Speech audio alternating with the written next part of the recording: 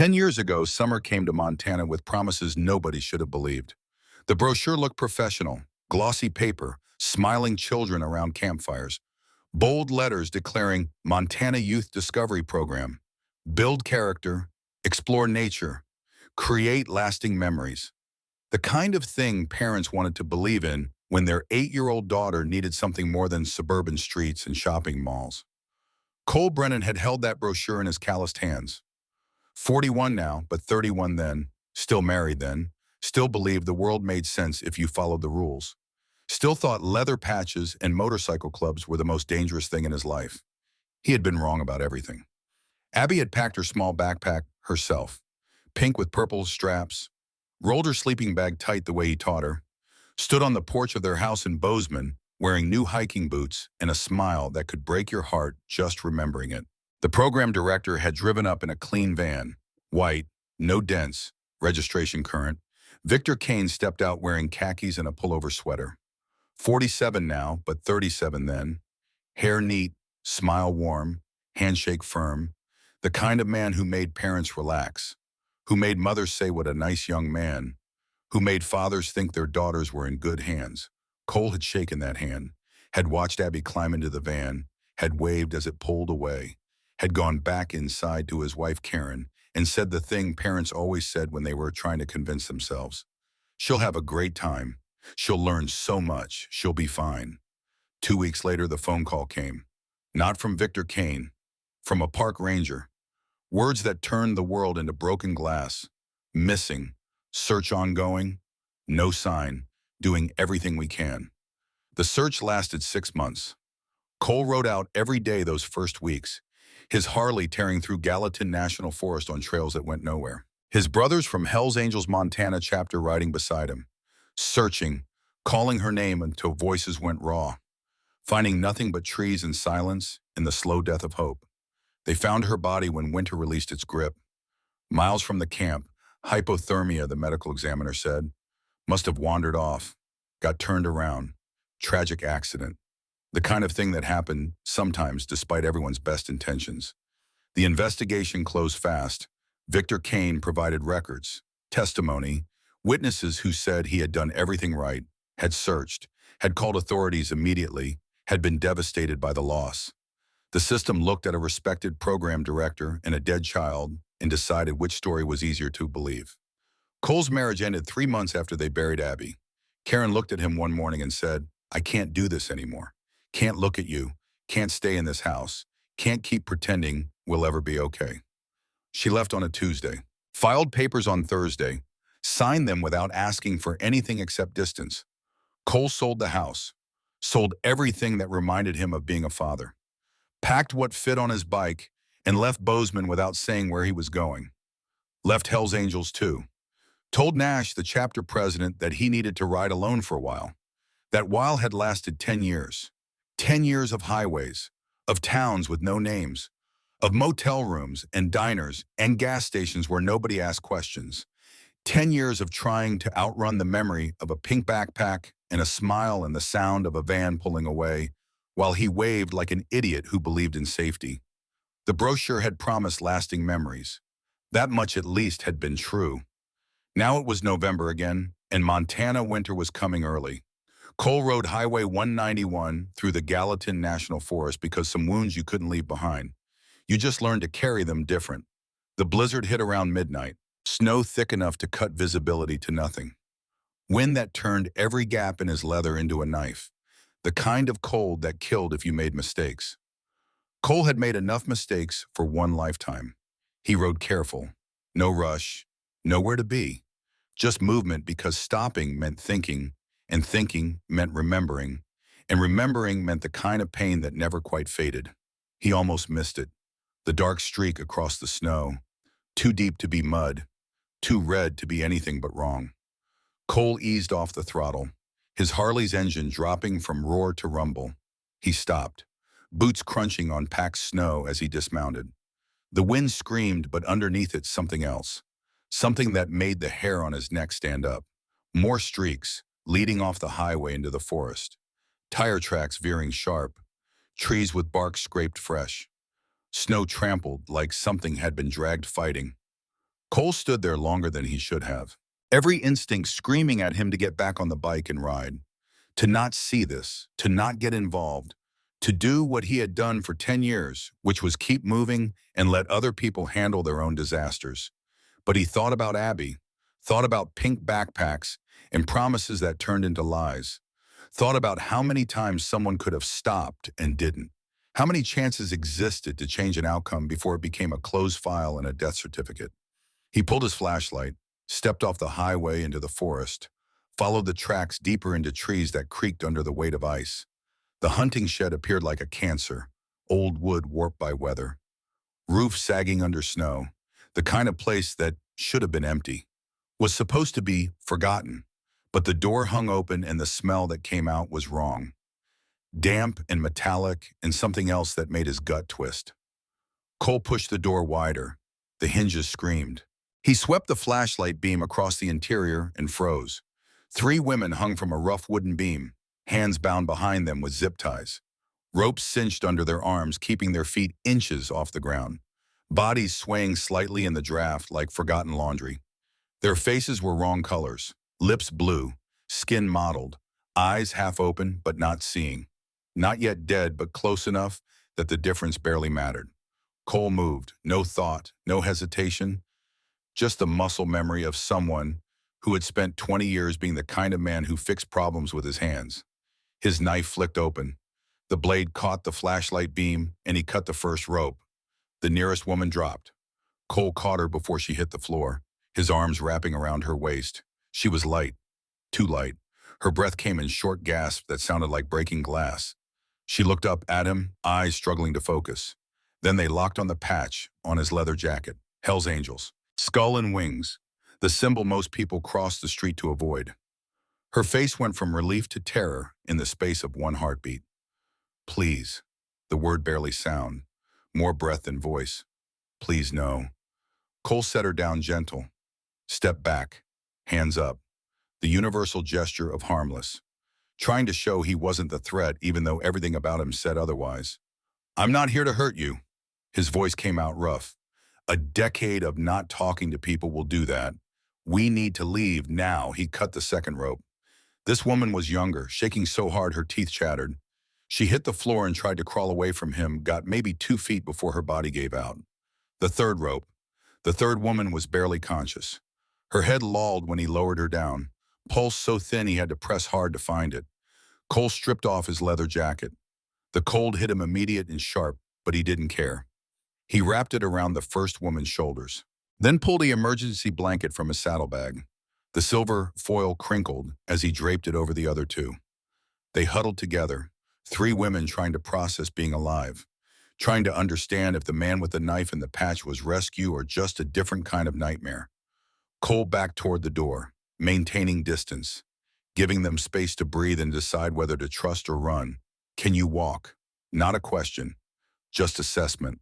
The oldest one nodded, maybe 40, dark hair plastered to her skull with sweat and melting snow. She pulled the jacket tighter and stood, legs shaking but holding. The second one tried, made it halfway before collapsing.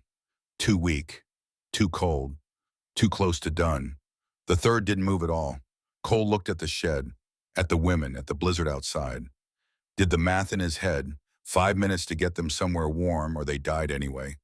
10 minutes and hypothermia won. 15 and it wouldn't matter who found them. There's a garage. Mile west. We go now.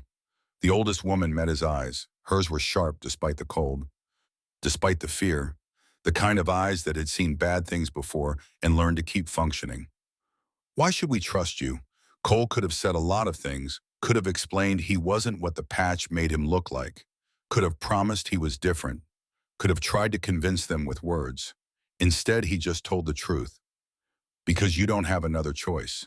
He bent and lifted the unconscious woman, cradled her like she weighed nothing, like she was made of glass and he was terrified of breaking what was already so close to shattered.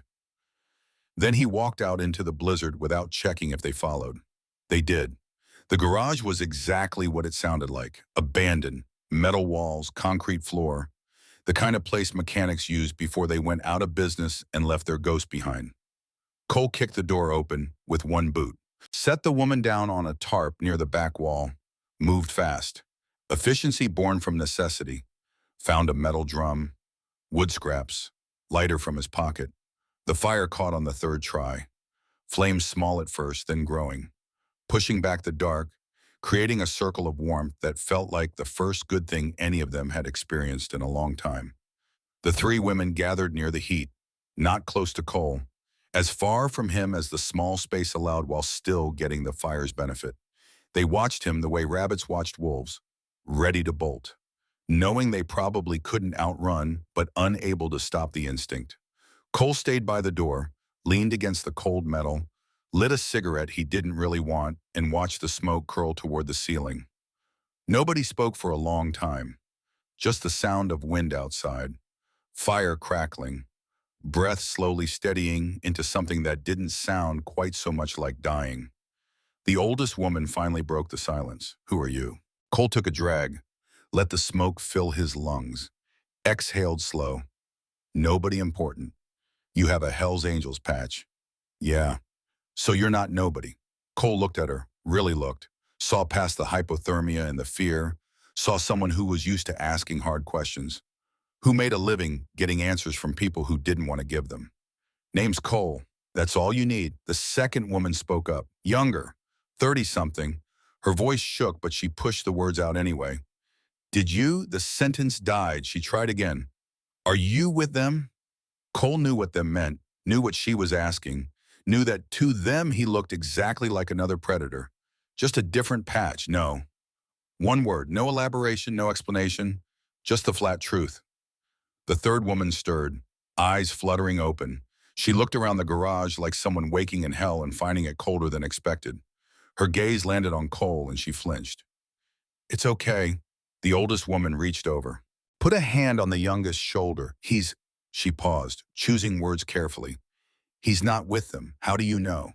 "Because we're not hanging in that shed anymore." The logic was sound even if the trust wasn't there yet. The youngest woman pulled the emergency blanket tighter, nodded once, didn't look at Cole again. Time passed. The fire burned. Cole added more wood when it got low. The women thawed, literally and figuratively. Color returned to faces, shaking decreased, breath evened out into something approaching normal. The oldest woman was first to attempt standing. She made it, walked to the small window, looked out at the blizzard still raging. "We need to contact someone." Cole nodded, didn't reach for his phone, didn't make assumptions about what came next. "Who?" The woman turned, studied him with those sharp eyes. "You really don't know who we are?" "Should I?" She almost smiled. The expression looked painful on a face that had been so close to frozen. "I'm Marlene Barrett. I run Bridger Child Protection Services in Bozeman. This is Rowan Voss, social worker, and Hannah Pierce, case manager." Cole absorbed that, understood immediately why they were hanging in a shed, understood what kind of business they had interrupted, understood that whoever put them there wasn't done. You investigate someone, not a question, a statement. Marlene nodded. "Someone who didn't like being investigated." "We were close." Rowan's voice stronger now, too close.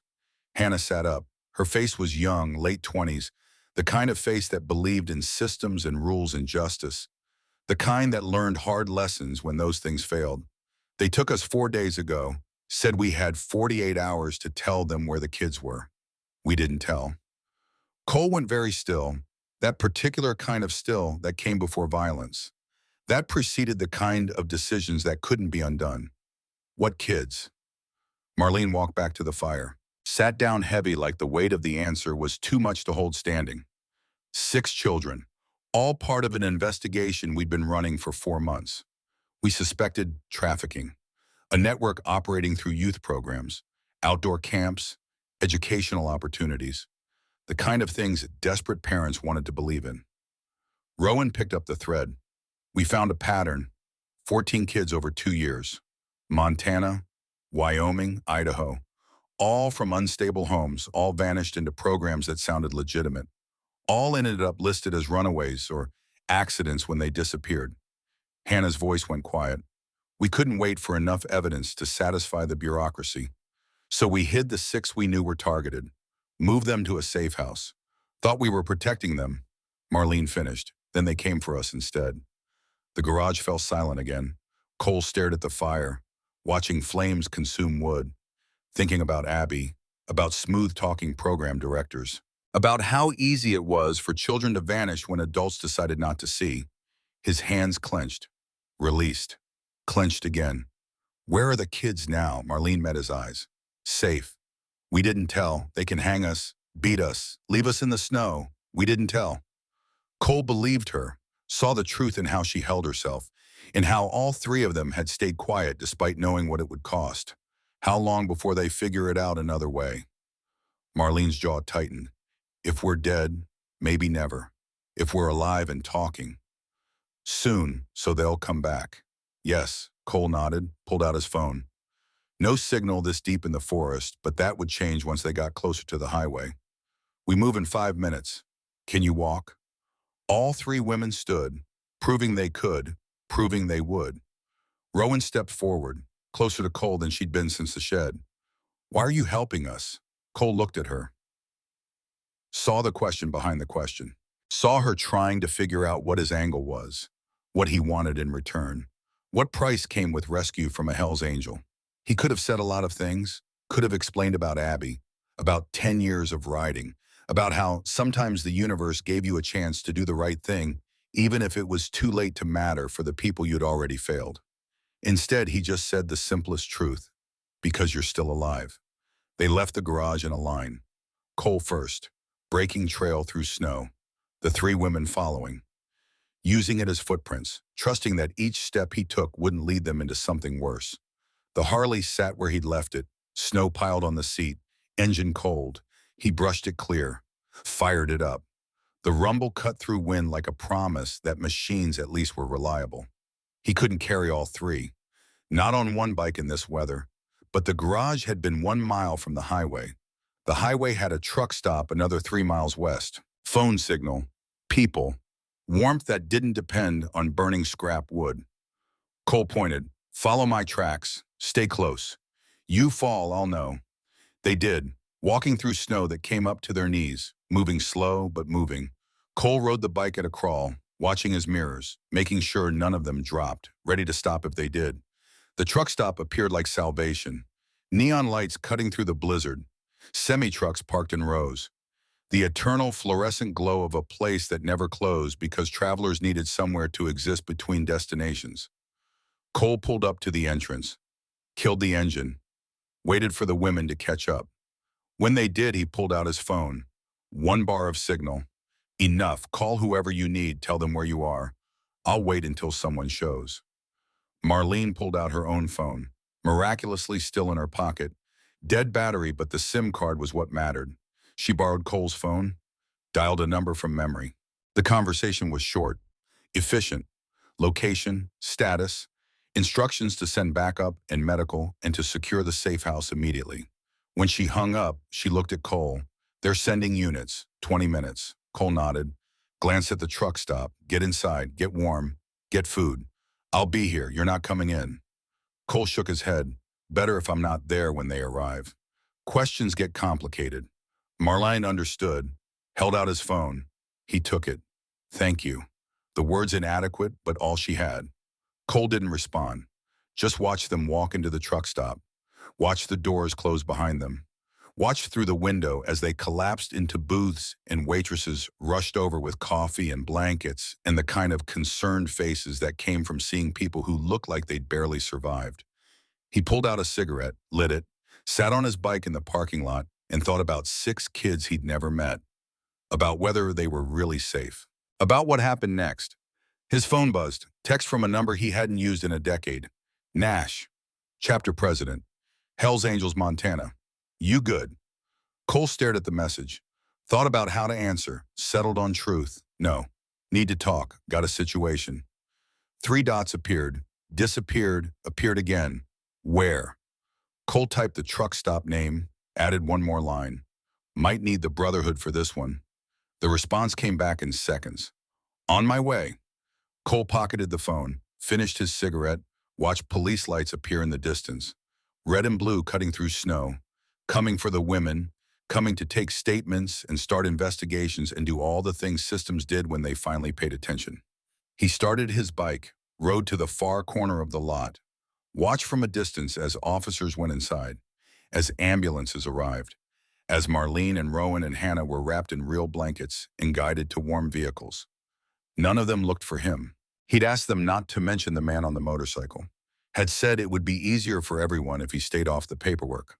They'd agreed, understanding without needing details that some help came from places the law didn't need to examine too closely. An hour later, Nash arrived, 55 years old, face like carved stone, eyes that had seen every bad thing and decided the world was still worth fighting for. He pulled up next to Cole, killed his engine, stood in the snow like the cold was just weather, and weather didn't matter when brothers called. Talk to me. Cole did. Laid it out clean. 3 women in a shed, 6 kids hidden. Trafficking network operating through youth programs. The name that changed everything when he said it out loud. Victor Kane. Nash's face didn't change, but something in his eyes went hard. That name means something to you. Cole nodded, pulled out his wallet, found the picture he'd carried for 10 years, even though looking at it hurt. A little girl with a pink backpack, smiling like the world was good. My daughter Abby, 10 years ago, Montana Youth Discovery Program. Same man, same pattern. She died. They called it an accident. Nash took the photo, looked at it long enough to memorize, handed it back gentle, and now he's doing it again. 6 more kids at least, maybe more we don't know about. Nash pulled out his own phone, started texting, fast, efficient. The kind of messages that got responses because they came from someone whose word carried weight. What do you need?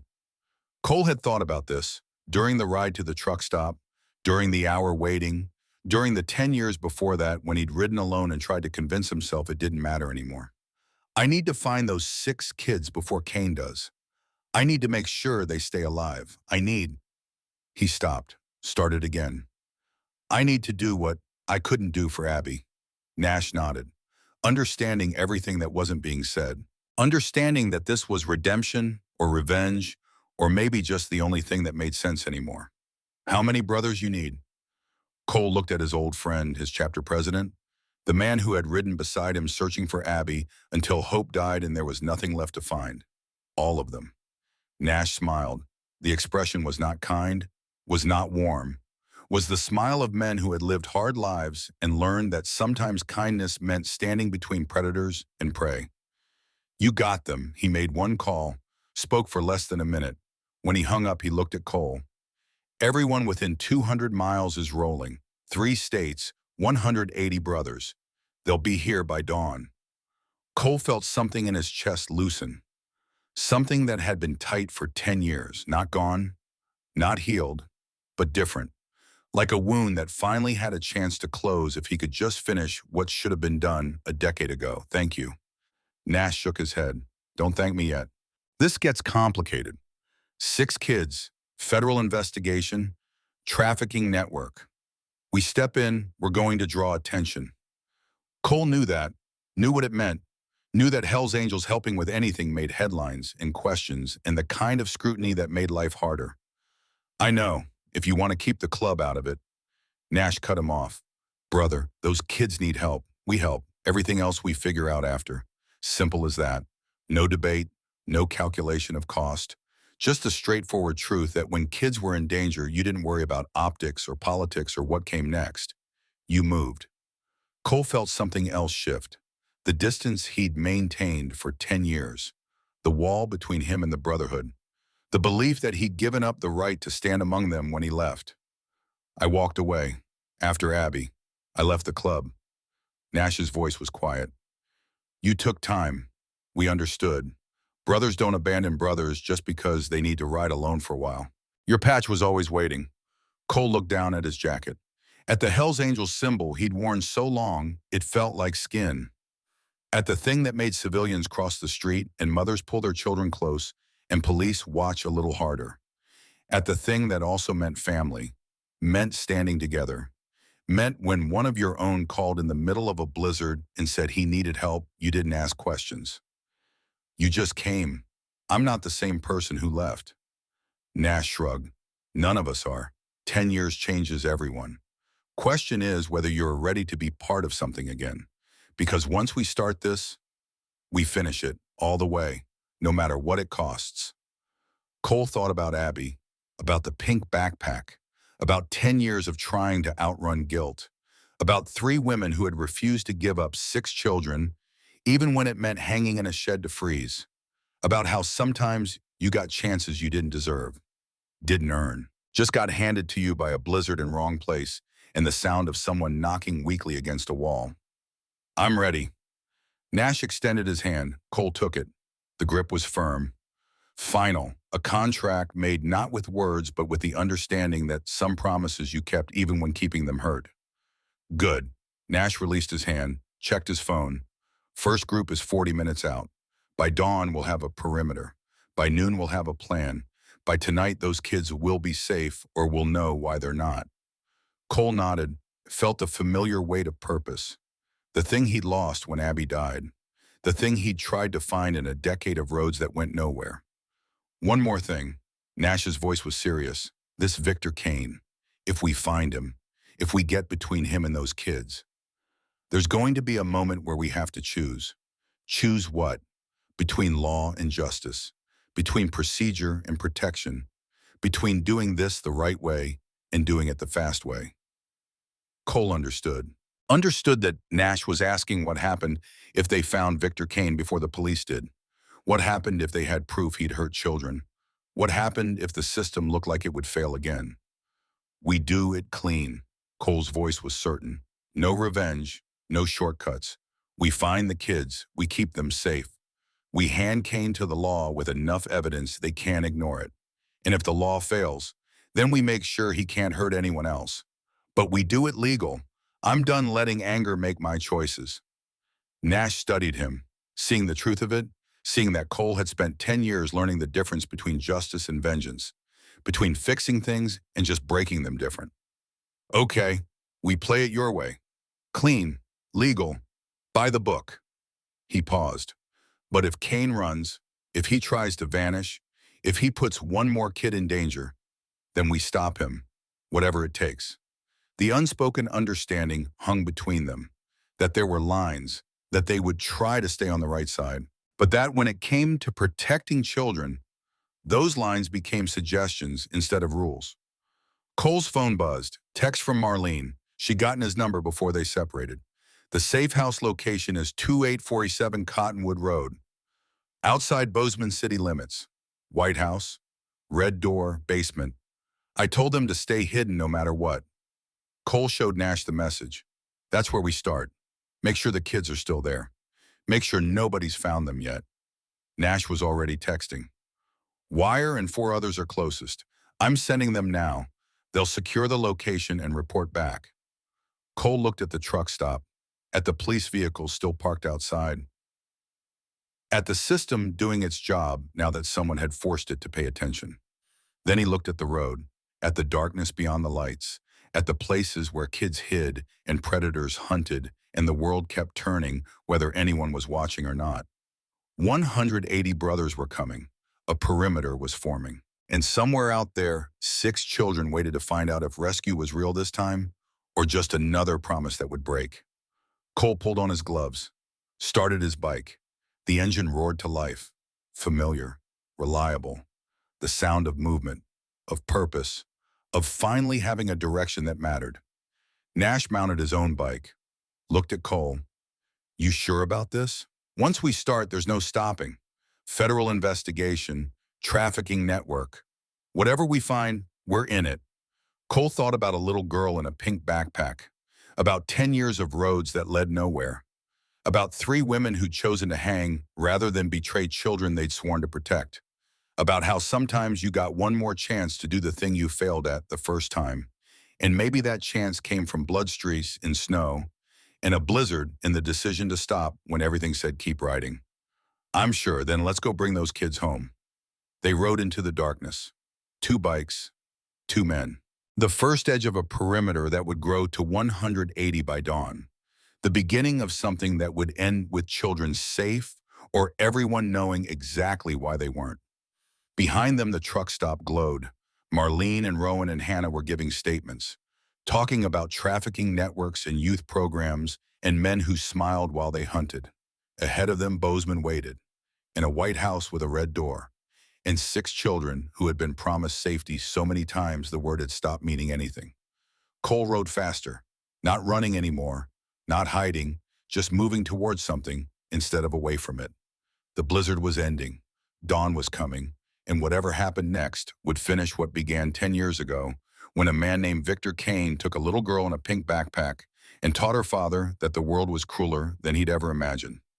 This time would be different. This time someone was watching. This time when tap, tap, tap sounded in the dark, someone would answer. The perimeter was forming. The Brotherhood was coming. And 6 children were about to learn that rescue sometimes arrived on motorcycles, wearing leather, carrying the kind of history that made people afraid. But fear was just another word for power. And power was just another tool. And tools could be used to build or break depending on who held them. Cole held his steady, pointed it toward Cottonwood Road, toward the kids he'd never met, toward the chance he didn't deserve but was taking anyway. Behind him, Nash followed. Ahead of him, Wire was already moving. Around him, Montana spread dark and cold and full of places where bad things happen when good people looked away. But tonight people were looking. Tonight eyes that had seen too much were watching. Tonight brothers who had learned that leather and patches didn't define a man's choices were choosing to stand. The first part was ending. The perimeter was beginning, and whatever came next would be written in the decisions made by people who understood that some fights you took not because you'd win, but because losing meant children died, and that was a cost nobody with a soul could accept. Cole rode on, the engine beneath him steady, the road ahead clear, the purpose finally real after 10 years of searching for it. He was going to find those 6 kids, was going to keep them safe, was going to make sure Victor Kane answered for Abby and everyone else, and he was going to do it clean, legal, the right way, because Abby deserved justice, not revenge, because those 6 kids deserved rescue, not rage, but because 10 years of running had taught him that the only way forward was through, with eyes open, with hands clean, with brothers beside him. The night was ending, the dawn was coming, and Cole Brennan was finally riding towards something that mattered. Wire reached the house at 4:17 a.m. when the blizzard was dying, and the sky held that particular darkness that came before false dawn, the kind of dark that made promises it wouldn't keep, that said morning was coming when really it was just less night. 2847 Cottonwood Road sat 3 miles outside Bozeman proper. Far enough that neighbors were a concept instead of a reality. Close enough that you could still call it civilization if you squinted. White clapboard siding, red door like Marlene had said, windows dark, snow piled on the porch in drifts that said nobody had been in or out for days. Wire killed his engine 200 yards out. Let the silence settle. Listen for sounds that didn't belong. Truck engines, voices, the particular quality of presence that came when predators circled prey. He heard nothing but wind and the tick of cooling metal. The 3 brothers with him spread out without needing orders, positions that covered approaches, eyes that scanned for movement, hands that stayed loose and ready, not for violence, just awareness that violence might come whether they wanted it or not. Wire approached the house alone, boots careful on snow that would show every footprint. He stopped at the porch, knocked soft. 3 times, pause. 2 times. The pattern and Marlene had told him over the phone. The signal that said friendly, that said safe, that said the person on the other side of the door wasn't the thing they'd been taught to fear. Nothing. He knocked again. Same pattern. Waited. A voice came through the door. Young, male, trying to sound brave and failing. Go away. Wire kept his voice low, even. The tone you used with spooked animals. Marlene Barrett sent me, said there were 6 kids here who needed help. Silence. Then, prove it.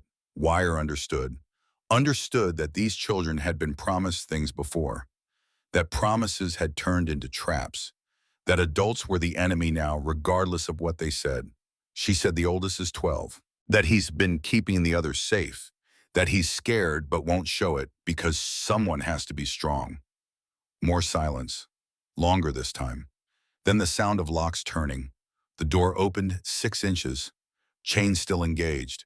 An eye appeared in the gap, looking Wire up and down, taking in the leather, the patches, the Hell's Angels insignia that made the eye go wide with fear. "You're," the voice broke. "You're them." Wire shook his head slow, hands visible, nothing threatening in his posture. "No, we're not them. We're the people Marlene called to make sure you stay safe." The door slammed shut. Wire heard voices inside, low, urgent, arguing. Then the door opened again, this time wider. No chain. But the boy standing there held a baseball bat in both hands, knuckles white from gripping. Fletcher Ross was 12 years old and looked like he'd aged a decade in however long he'd been hiding. Thin, dark circles under eyes that had stopped sleeping right, wearing clothes that needed washing, standing like someone who expected the world to hit him and was just trying to decide which direction it would come from. Behind him, 5 more children huddled, watching, waiting, not running but not trusting either. Wire looked at Fletcher, at the bat, at the determination on a face too young to need that much. Smart, keeping them safe. "Marlene was right about you." Fletcher's jaw tightened. "If you're here to take us, you'll have to go through me first." Wire almost smiled. Would have if the situation wasn't so broken. Instead, he just nodded. "Fair. But I'm not here to take you. I'm here because 3 women hung in a shed for 4 days rather than tell bad men where you were. And they asked us to make sure you stayed alive long enough to matter." Fletcher's grip on the bat loosened. "Just slightly. Just enough. Marlene's okay." Wire nodded, cold, scared, pissed off, but alive. All 3 of them. The smallest child pushed forward, 7 years old, holding on to an older girl like a lifeline. Same features. Sisters, probably. Did the bad men hurt them? Wire looked at the little one, at eyes that shouldn't have to ask that question, that shouldn't know enough about the world to understand hurting as a concept. "Yeah, they did, but not enough. The women are tough." The 7-year-old processed this, then, "Are you bad men too?" Wire knelt down. Slow, getting to eye level, making himself smaller, less threatening. "The thing you did when kids needed to feel less scared. I've done bad things, not going to lie about that. But I'm not here to hurt kids, never have, never will. That's a line I don't cross." The girl studied him, looking for truth in a world where adults lied, where promises meant nothing, where safety was just another word people used before they took it away. "You have scary pictures on your jacket." Wire glanced down at his patches, at the skull and wings, at the symbols that made parents cross streets. "Yeah, I do. Scary pictures keep scary people away sometimes. Like armor. You know what armor is?" The girl nodded. "Like knights. Exactly like knights. We wear scary things so the actually scary people think twice." The older girl spoke. 9, maybe? Blonde hair tangled, face dirty, voice that tried to stay steady. "Marlene really sent you." Wire pulled out his phone, showed the text exchange, showed Marlene's number, showed the address, showed the pattern of messages that proved he was who he said. The 9-year-old read it, handed the phone back. "Okay." She looked at Fletcher. "I believe him."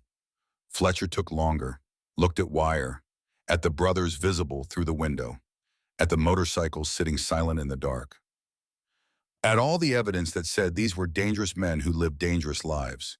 Then he looked at the 6 kids behind him, at the responsibility he'd been carrying, at the weight of keeping them alive when he was just a child himself.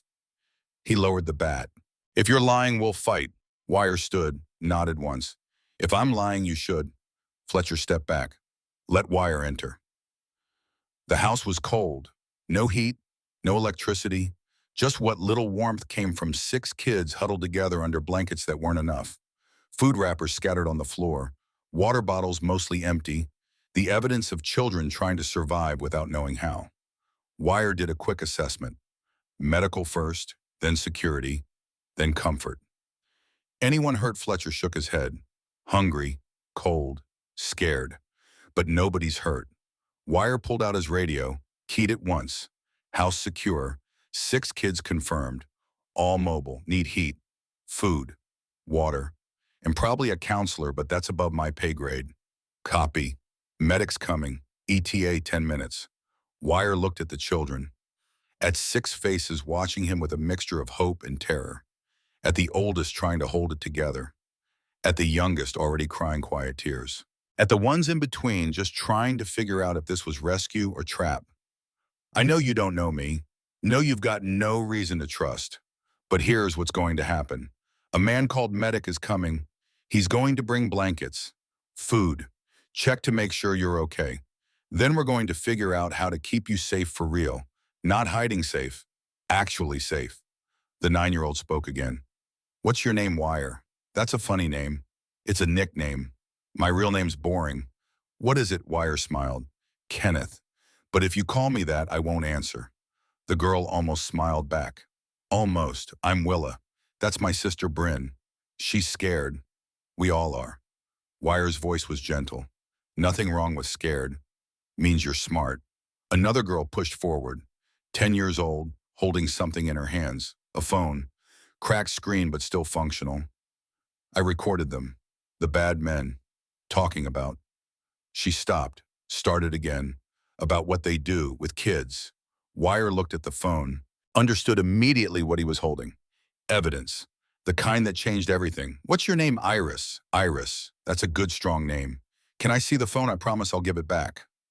Iris hesitated, then handed it over.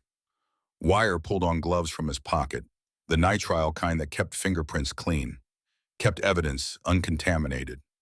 He pressed play on the recording. Victor Kane's voice filled the room. Smooth, educated, the kind of voice that sold things, that convinced, that made people believe.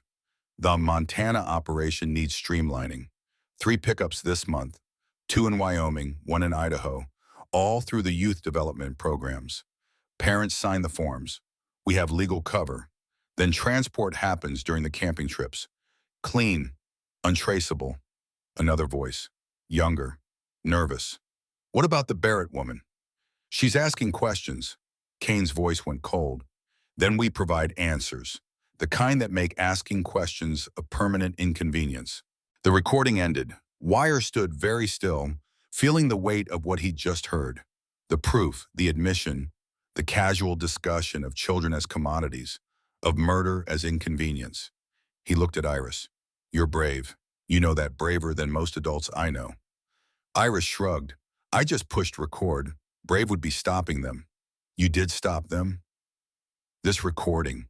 This changes everything. Wire pulled out his phone. Texted Nash. Then Cole. 3 words. We have proof. Fletcher spoke up.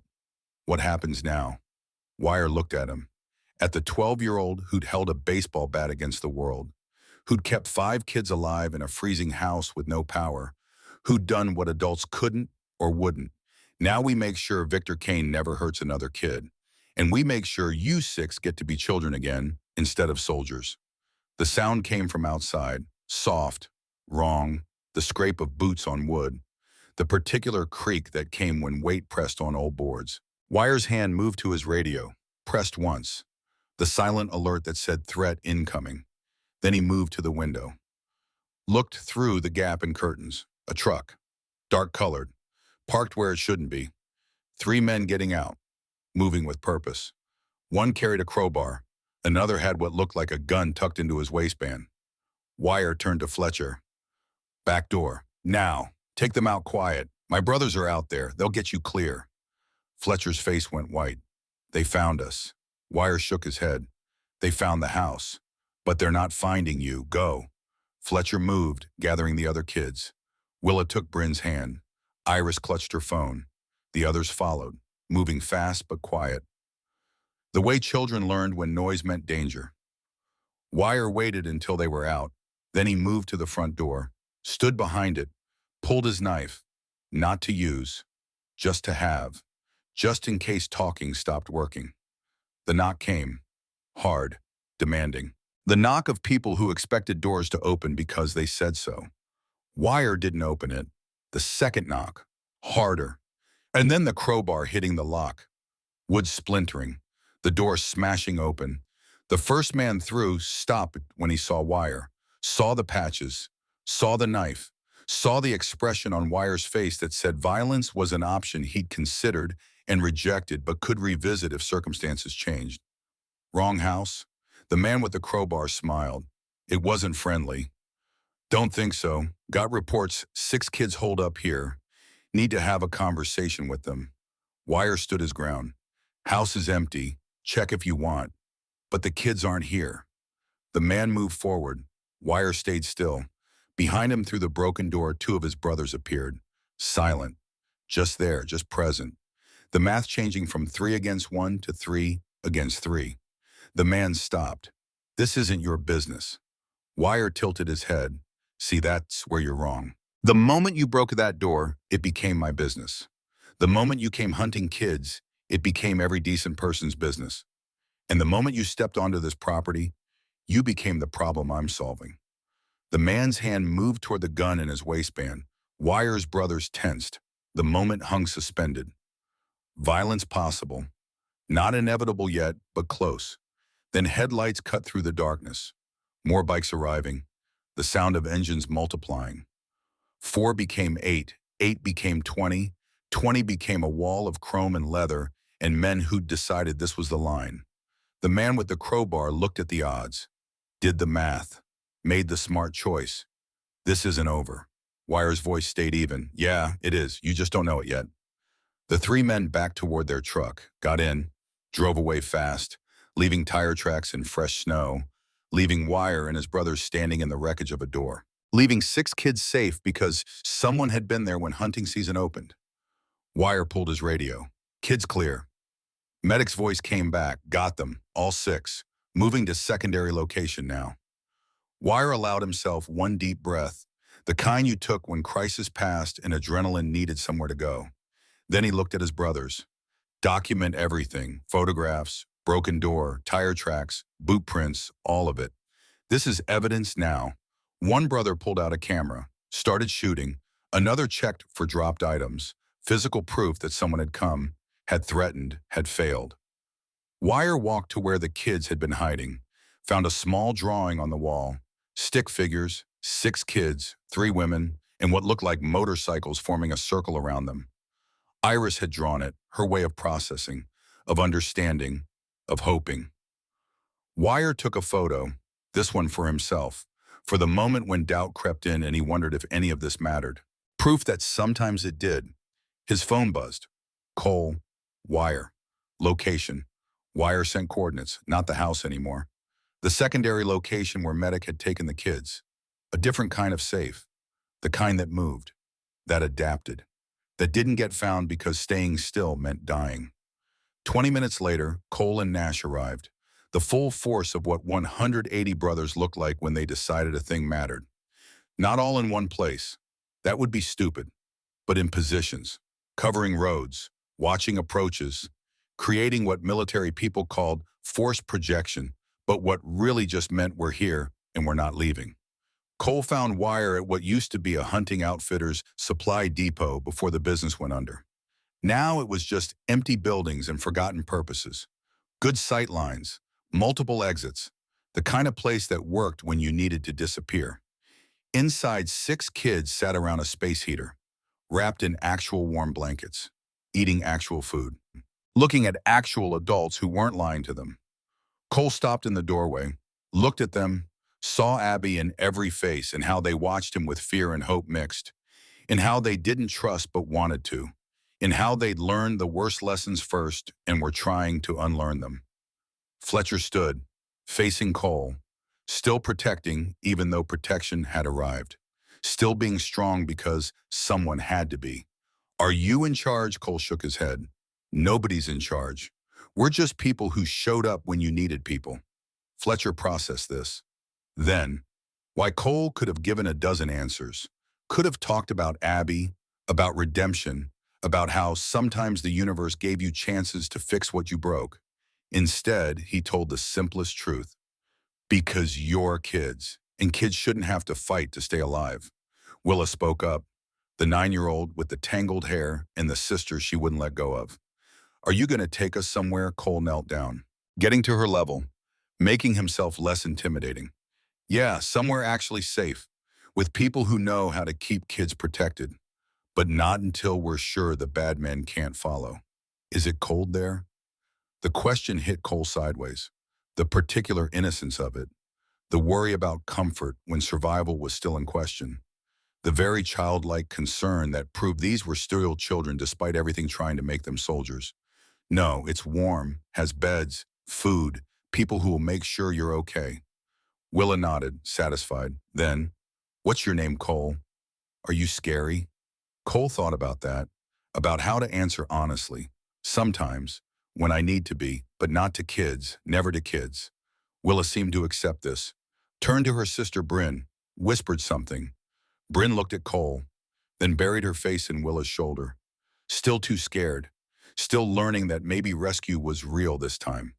Iris approached, holding her phone, the recording still on it. The evidence that could destroy Victor Kane. Wire said you'd know what to do with this. Cole took the phone, careful, respectful of what it represented. You recorded this yourself? Iris nodded. I heard them talking. Through the wall, I thought. She stopped. I thought if I had proof someone would believe us.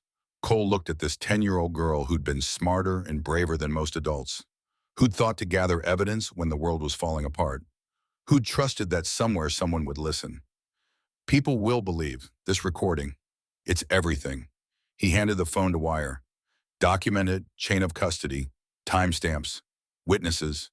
We do this right or Kane walks. Wire understood, took the phone with the same care Cole had shown. This wasn't just evidence, it was hope, was justice, was the difference between children saved and children lost. Nash appeared in the doorway. We got a problem. Cole stood. Talk. Intel says Kane knows about the house. Knows we extracted the kids. He's moving, consolidating, heading back to his base of operations. Which is, Nash's face was grim. North Star Mine, outside Butte, abandoned silver mine, 40 miles of tunnels, perfect place to hide, perfect place to never be found. Cole went very still, the particular still that came before storms. North Star, Nash nodded, understanding, knowing the history, same place Abby was taken, same place they held her before the end.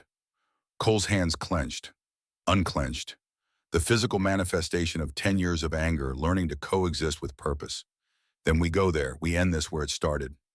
Nash pulled out a map, spread it on a table, pointed.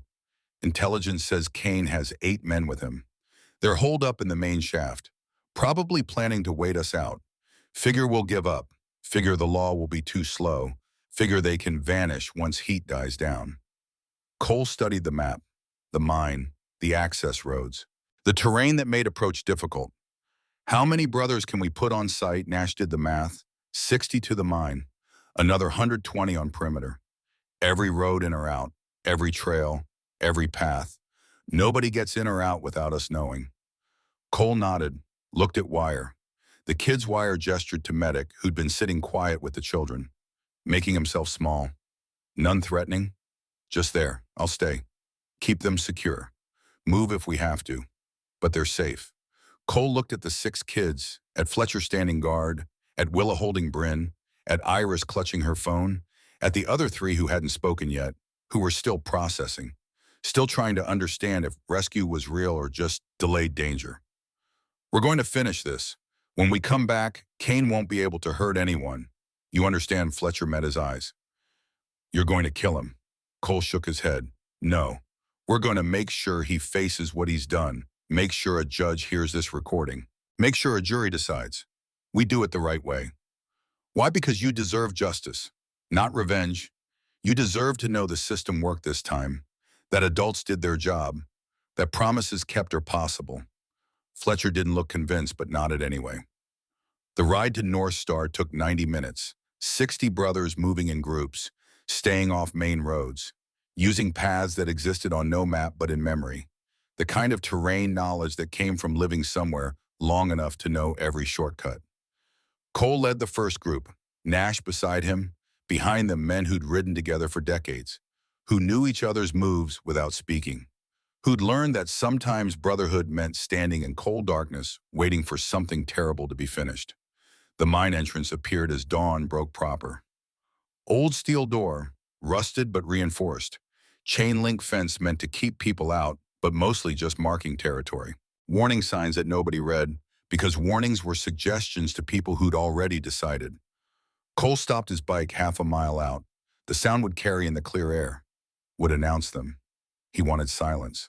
Wanted the approach to be something Kane didn't see coming until it was too late to matter.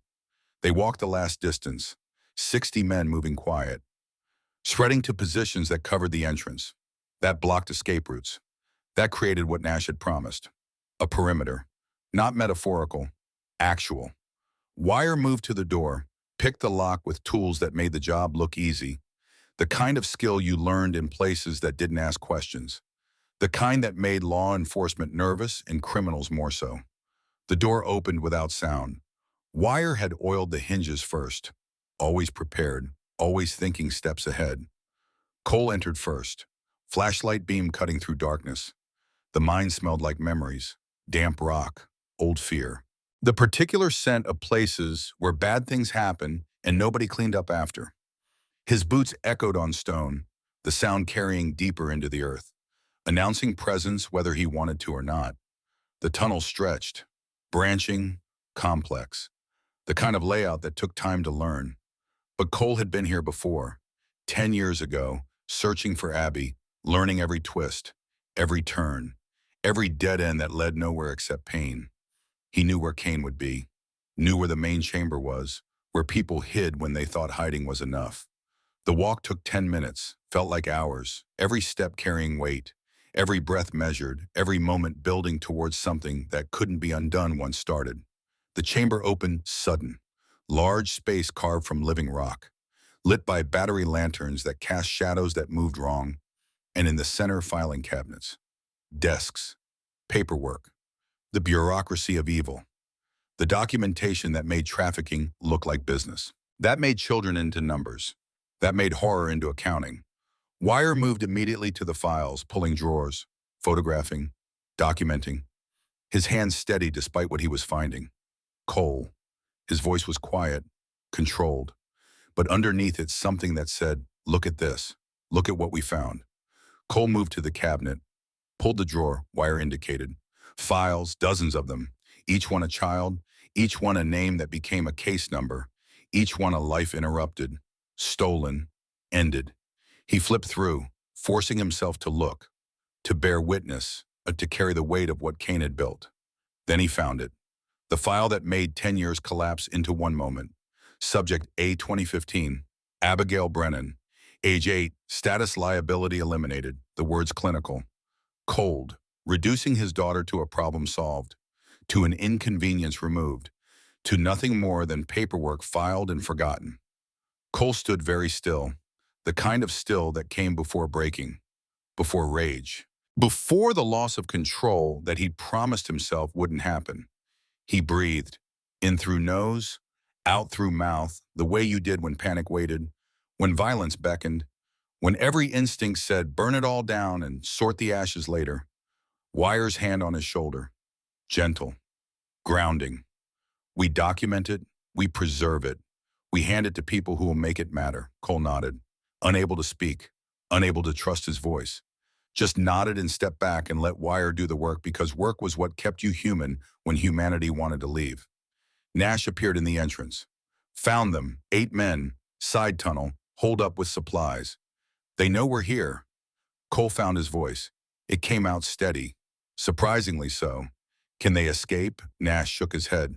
Whisper's got the back entrance. Wire's got the ventilation shafts mapped. They're in there until they choose to come out. Then we wait. No rush, no hurry. We just make sure they understand the option set. Nash smiled. The expression was not kind. Already done. Sent a message. Said the mine was surrounded. Said they could walk out or be carried out. Their choice. Response: Kane wants to negotiate. Cole looked at the filing cabinets. At 47 lives reduced to paper. At his daughter's file sitting open on metal. At the proof that 10 years ago the system had failed, and every year since Kane had known he could keep failing children because nobody was watching close enough. Tell him no, no negotiation, no deals, Just walk out with hands visible or wait until federal agents arrive and carry you out in cuffs. What if he has hostages? Cole thought about that, about the possibility, about whether Kane was the kind of predator who grabbed human shields. He's not. Predators like Kane don't use hostages, makes them responsible, makes them have to keep someone alive. Too much work, too much risk. He'll try to talk his way out first. Nash nodded, relayed the message over radio, waited. 5 minutes passed. 10, 15, the kind of waiting that made seconds feel like eternities. Then Kane's voice echoed from the tunnel. Smooth, educated, still performing even now. I'm coming out. No weapons, just talking. Cole walked to the tunnel entrance, stood where light met dark, waited. Victor Kane emerged from shadow like something that lived there. 47 years old. Still looked put together, clean clothes despite the mine, hair combed, the kind of man who believed appearance mattered even when everything else was failing. He saw Cole. His face changed. Recognition, then something else, fear, maybe, or calculation. The look of someone running scenarios and not liking the results. Cole Brennan. Kane's voice was almost friendly. Been a long time, 10 years. Kane nodded, as if they were meeting for coffee instead of in the mine where Abby had died, as if time made what he'd done less sharp. I heard you left town, left the Angels, thought you'd moved on. Cole's voice was flat, empty of everything except fact. I tried, didn't work. You're good at destroying things, even things that are already gone. Kane shifted weight, hands in pockets, still performing, still believing charm worked when blood was on the ground. This doesn't have to be complicated. I'm willing to discuss arrangements. Compensation. Whatever makes this go away. Cole almost laughed, the sound bitter. You think this goes away? You think compensation fixes 47 children? Fixes Abby. Fixes 10 years of knowing. I shook your hand and watched my daughter get in your van. Kane's smile thinned. Legal proceedings take time. Evidence gets questioned. Witnesses are unreliable. And men like you, he gestured at Cole's patch. Men with your history make problematic accusers.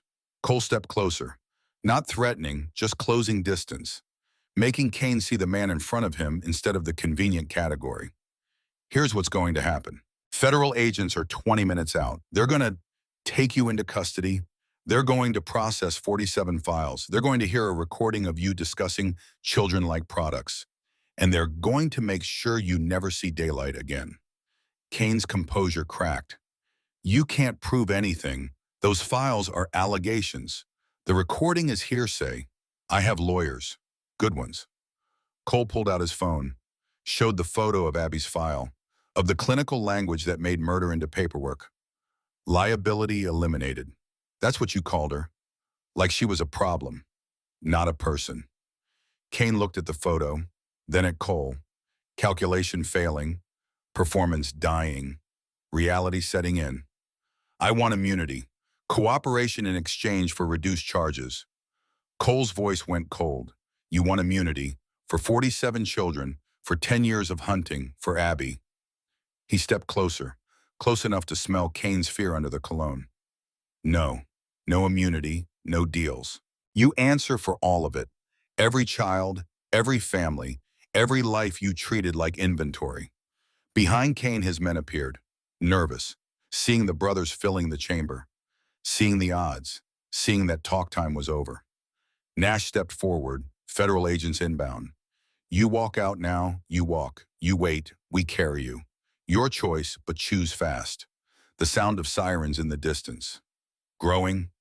Multiple vehicles. The cavalry arriving late but arriving. Kane looked at his options, at the brothers surrounding him, at the agents coming, at the files that would condemn him, at the recording that would destroy him. He chose surrender. Hands up. Walking forward. Accepting that some games ended not with victory, but defeat so total that pretending otherwise was pointless. Federal agents poured into the mine. FBI, state police, U.S. Marshals, the full weight of law arriving with lights and authority and procedure. Agent Foster took one look at the filing cabinets and her face went hard. How many wire answered? 47? Over 15 years, all documented. Foster turned to Kane. Read him rights from memory. The words mechanical, professional, covering legal requirements while her eyes said she'd seen enough evil to recognize it when it stood in handcuffs. As they led Kane away, he looked back at Cole. One last try at performance. This won't bring her back. Cole met his eyes. No, but it stops you from taking anyone else. That's enough. Kane was gone, loaded into vehicles, driven away to holding cells and interrogations, and the slow machinery of justice grinding into gear. The brothers stayed, helping document, helping preserve, helping make sure that every piece of evidence was cataloged so nothing could slip through cracks. Wire found more. Financial records showing $2.3 million over 15 years. Shell companies, offshore accounts. The full architecture of organized crime dressed up as youth development. Every file went into evidence bags, every record photographed, every piece of paper that proved Kane's operation preserved for prosecutors who would build a case so solid that even expensive lawyers couldn't dismantle it. As the sun rose full over North Star Mine and federal agents continued their work, Cole walked outside, stood in morning light that felt different somehow. Not better, not healed, just different, like a weight had shifted from impossible to bearable. Nash joined him. The kids are secure. Medic moved them to a federal facility, proper protection, counselors, medical staff, everything official. Cole nodded. Good, that's good. Nash was quiet a moment. Then, you did it, finished what you started 10 years ago. Cole shook his head. Didn't finish anything, just stopped it from happening again. Abby's still gone. Those 47 kids are still victims. I just made sure 48 didn't get added to the count. Nash clapped his shoulder. That matters. More than you think.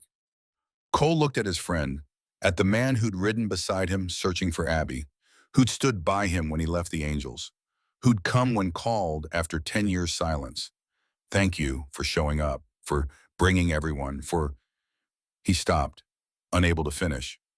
Nash understood. That's what brothers do. You call, we come. Simple as that.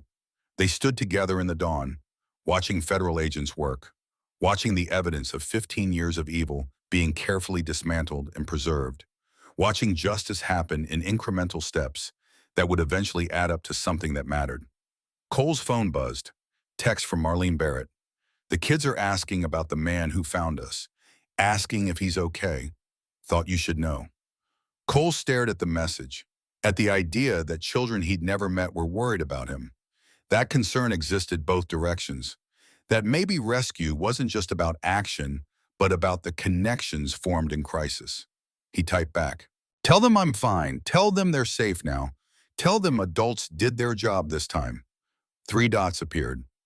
Then, come see them when this is done. They should meet the person who started the chain of people who saved them. Cole pocketed his phone, looked at the mine entrance, at the place where Abby had been held, where 46 other children had been processed, where the geography of nightmares was finally being mapped and marked and closed. Nash spoke quiet. You coming back to the Angels, or is this goodbye again? Cole thought about that. About 10 years of riding alone. About what he'd found by stopping. About whether belonging was something he deserved or just something he wanted. I'm coming back. If you'll have me. Nash smiled. Brother, your patch was waiting, always was. They walked to their bikes. Behind them, the mine was being secured, evidence protected, tunnels searched, every inch documented so that when trial came, the proof would be overwhelming. The perimeter was still in place. 120 brothers on roads, 60 at the mine, 180 men who'd shown up when called because kids needed protecting, and that was a debt everyone carried. Cole mounted his Harley, started the engine, the sound familiar, comforting, the thing that had carried him through 10 years of searching for purpose.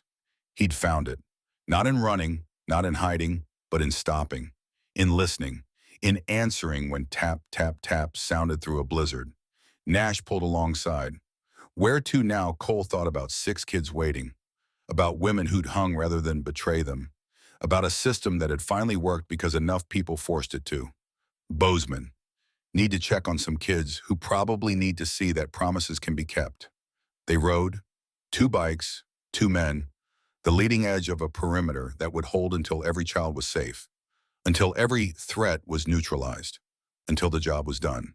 Behind them, North Star Mine stood empty, its secrets exposed, its horrors documented, its power to harm broken by men who wore patches that scared people but chose to protect them anyway. Part 2 was ending. The rescue was complete. The evidence was secured. The villain was caught, but the story wasn't over. Not yet. Justice still needed serving. Children still needed healing. And Cole Brennan still needed to learn that redemption wasn't about erasing the past, but about building something better in its place.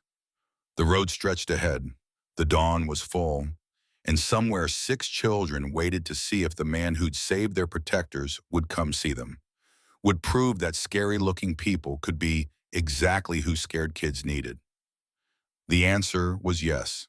Cole was coming, with his brothers, with his patch, with the understanding that family wasn't always blood and rescue wasn't always easy, but both were always worth fighting for. The perimeter held. The work continued. And Montana mornings spread across landscape that had seen too much darkness, learning to remember what light looked like. 2 months passed between arrest and trial. Time moved different when you were waiting for justice. Days crawled, nights stretched. Every morning Cole woke wondering if today was when the system would fail again, when expensive lawyers would find the loophole, when Victor Kane would smile his way into reasonable doubt. But the evidence was overwhelming. 47 files, financial records showing $2.3 million, shell companies and offshore accounts, Iris's recording playing Kane's voice discussing children-like products, the clinical language of Abby's file, liability eliminated. The trial was set for January in federal courthouse in Missoula, the kind of building designed to intimidate, columns and marble, and the weight of law pressed into architecture. Cole had never been comfortable in courtrooms, had spent too many years on the wrong side of things that looked like justice. But he showed up, every day, sitting in the back row, wearing his leather vest because he wouldn't pretend to be something he wasn't.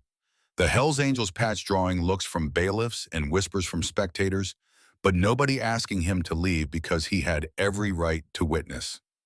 Nash sat beside him most days, whisper some mornings, wire when he could, a rotation of brothers making sure Cole didn't sit alone, making sure the man who'd stopped on a highway had backup when memory got too heavy to carry solo.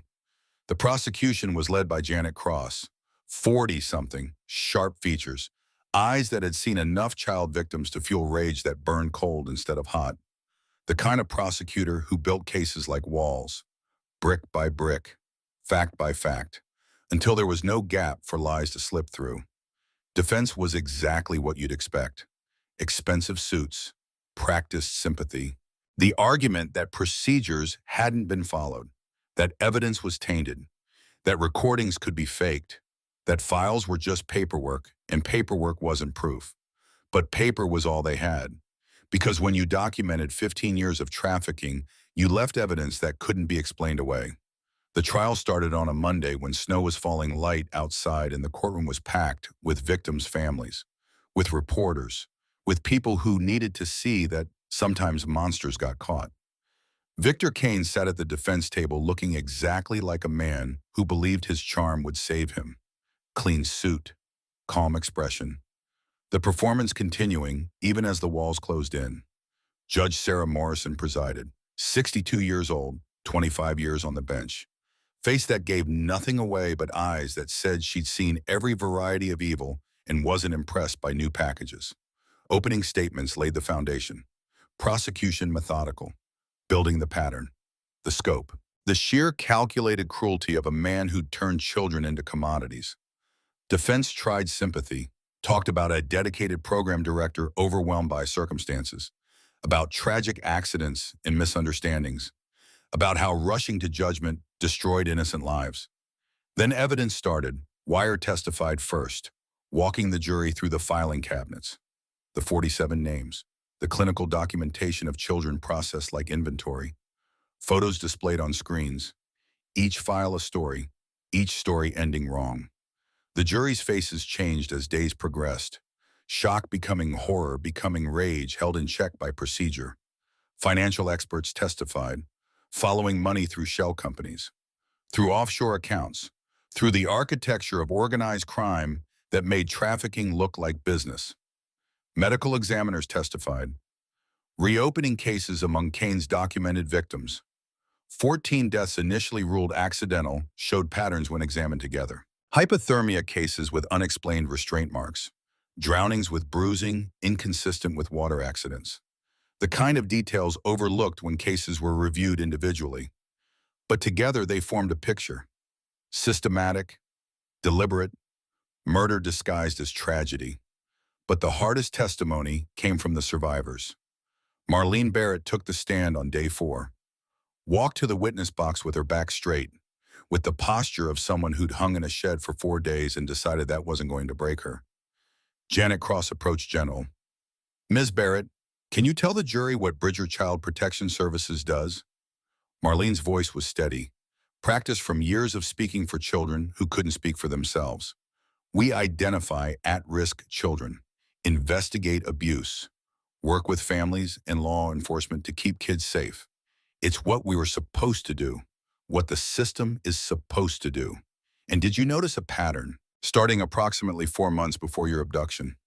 Marlene nodded. 14 children over 2 years, all from unstable homes, all enrolled in programs run by Victor Kane's organization.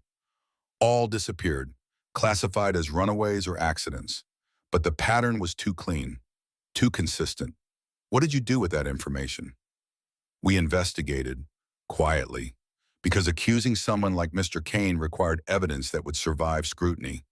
But we identified 6 children we believed were next, and we made a choice. What choice? To hide them, to remove them from the system temporarily while we gathered enough proof to shut down the entire operation. It was against protocol. It was risky, but it was right. And what happened when you did that? Marlene's jaw tightened. 3 days later, we were taken, beaten, hung in an abandoned hunting shed, left to freeze, told we had 48 hours to reveal where the children were. We didn't tell. Why not? Because those 6 kids had already lost everything. Family, stability, safety. The only thing we could give them was our silence. So they gave us pain, and we kept their location secret. The courtroom was silent, the kind of silence that came when people heard courage spoken in plain words. Defense cross-examined, tried to poke holes, suggested Marlene had acted recklessly, had endangered children by hiding them, had brought violence on herself through poor judgment. Marlene didn't flinch. I endangered them by protecting them. Yes, that's the world we live in, where keeping kids safe makes you a target, where predators have more rights than victims, where the system moves so slow that children die waiting for it to catch up. She looked directly at the jury. I'd do it again, every time, because those 6 kids are alive, and that matters more than procedure. Defense had no response to that, sat down. Let Marlene step down from the witness box with her dignity intact and her testimony on record. Rowan Voss testified next, voice shaking at first, then steadying, describing the investigation, the red flags, the families desperate enough to believe in programs that sounded too good, the way Kane operated through legitimate fronts that made questioning him seem paranoid. Hannah Pierce described the files, the documentation she'd compiled, the calls to agencies that went nowhere because Kane's reputation was spotless, and hers was just another social worker crying wolf. Then came the children. The judge had ruled their testimony could be given via video link, closed circuit, protecting them from having to face Kane directly while still allowing the jury to hear their voices. Willa Hayes testified first. 9 years old, sitting in a room designed to be unthreatening, stuffed animals in the corner, soft lighting, an advocate beside her if she needed support. Janet Cross's voice came through gentle. Willa, can you tell us what happened when you went to stay at the house on Cottonwood Road? Willa's voice was small but clear. Marlene said it was temporary, that we needed to hide for a little while, that bad men were looking for us. I didn't understand why. I just knew she was scared. And when Marlene's scared, it means something really bad. How long were you there? 4 days. It was cold. The power didn't work. We had blankets, but they weren't enough. Fletcher kept us together, made sure the little ones ate first, made sure everyone stayed quiet when we heard noises outside. Were you frightened? Willa nodded, then remembered she needed words. Yes, we thought the bad men would find us. Thought they'd take us, like they took Marlene and the others. Bryn cried a lot. She's my little sister. I told her it was okay, but I didn't know if it was. What happened when the men on motorcycles arrived? Willa's face changed. The fear memory shifting. Fletcher thought they were bad men because they looked scary, had tattoos and leather jackets. But then one of them, Wire, he said Marlene sent him. He proved it, showed us messages on his phone, and she paused. He stepped back, gave us space, didn't make us trust him, just waited until we chose. Did that surprise you? Willa looked confused by the question. Yes, bad men don't wait, they take. These men waited. That's how I knew they weren't bad. The jury watched this 9-year-old girl explain the difference between predators and protectors with a clarity most adults never achieved. Several jurors had tears in their eyes. Defense declined to cross-examine, understanding that questioning a child about trauma would only make the jury hate them more. Fletcher Ross testified next. 12 years old but looking older. Responsibility aged you fast. He described keeping the kids safe, rationing food, keeping watch. The weight of being the oldest, when oldest, meant you couldn't be a child anymore. When asked about the Hells Angels, he was direct. I was ready to fight them. Thought they were there to take us, but they didn't. They gave us food, blankets, space, treated us like people instead of problems. And when the real bad men came, those bikers stood between us and them. That's when I understood. Sometimes the scary-looking people are exactly who scared kids need. Iris Holloway testified about her recording, about hearing Kane's voice through walls, about being smart enough to document, brave enough to preserve, 10 years old and already understanding that evidence mattered more than fear. The recording played again in court, Kane's voice clinical, cold, discussing children as product, transport schedules, legal cover through program paperwork, the casual mention of Marlene as an inconvenience requiring permanent solution.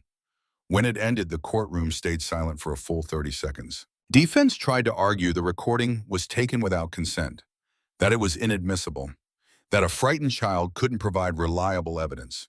Judge Morrison shut that down fast. A 10-year-old girl recorded a man discussing trafficking children. The court finds that admissible.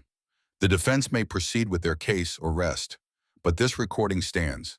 Defense rested, understanding they had nothing that could overcome 47 files and a child's voice preserving proof. Closing arguments came on day 9. Prosecution summarized methodically the pattern, the scope, the evidence, the voices of children who'd survived and those who hadn't. Defense tried one last performance, about reasonable doubt, about rushing to judgment, about destroying a man's life over misunderstandings and coincidence. The jury deliberated 4 hours, came back with faces that said they'd seen evil and named it.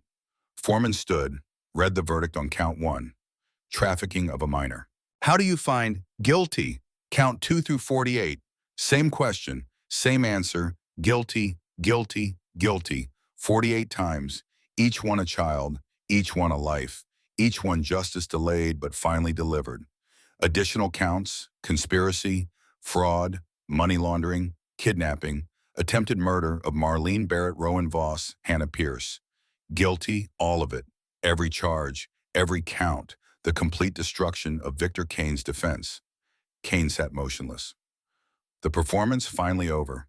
The charm used up. The reality that some crimes were too documented to escape settling over him like ash. Judge Morrison set sentencing for 2 weeks later, gave victim impact statements time to be prepared, gave families time to decide what they wanted to say to the man who'd taken their children. Cole sat in the back row through all of it, silent, holding Abby's photo in his jacket pocket, feeling the weight of 10 years compressed into moments, into guilty verdicts read in steady succession, into proof that sometimes the system worked if enough people forced it to. When the courtroom emptied, he stayed, just sitting, processing, trying to feel something like closure and finding only the hollow sense of battles won too late to matter for the ones already lost. Marlene found him there, sat down in the row ahead, turned to face him. You stayed. Every day. I saw you. Cole nodded, needed to see it through. Thank you. For stopping. For finding us. For... She stopped. For starting the chain that got us here. I just didn't keep driving. That was enough. That's always enough. They sat quiet. Two people who'd been connected by blood and snow and decisions made when giving up was easier. The kids want to see you. Marlene's voice was gentle. They've asked. Multiple times. Cole shook his head. I'm not good with kids. After Abby, they don't need you to be good with kids. They need to see that the man who saved the people who saved them is real. That he kept his promises. Cole looked at her. I didn't promise anything. Yes, you did. When you cut those ropes, when you wrapped us in your jacket, when you called your brothers to form a perimeter, you promised we mattered. That's what they need to see. That they matter too. Cole nodded, unable to speak past the tightness in his throat. Sentencing came on a Friday when winter was releasing its grip and the first hints of thaw showed in melting ice. The courtroom was packed again. Families of 47 victims, the 6 survivors, Marlene and Rowan and Hannah, Cole and Nash in the back row. A room full of people who needed to hear that justice had weight. Judge Morrison entered. Everyone stood. The ritual of respect for law's authority playing out in synchronized movement. Victim impact statements came first. Parents of children who died reading letters. Voices breaking. Tears falling. Each one a small piece of grief trying to fit into words that would never be enough. Thomas Garrett's mother spoke. Her son had been 9 when he enrolled in Kane's wilderness program 8 years ago. Never came home. Ruled an accidental fall. She'd written 200 letters to agencies demanding investigation. Her voice shook but held. My Tommy loved rocks, collected them, wanted to be a geologist. Mr. Kane took that future, erased it, for insurance money and program fees.